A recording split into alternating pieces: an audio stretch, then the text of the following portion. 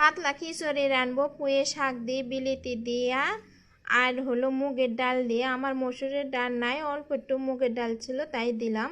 ময় মশলা আদা জিরা মরিচ রসুন সব একসাথে দিয়ে আমি মাখিয়ে দিয়ে খিচুড়ি পাতলা খিচুড়ি রান্না করব।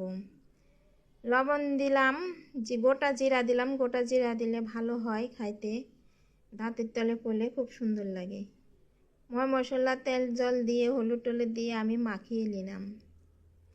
আমার মাখানো হয়ে গেছে,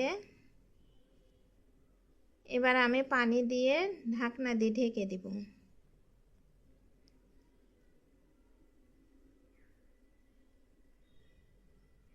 আমার রান্নাটা হয়ে গেছে।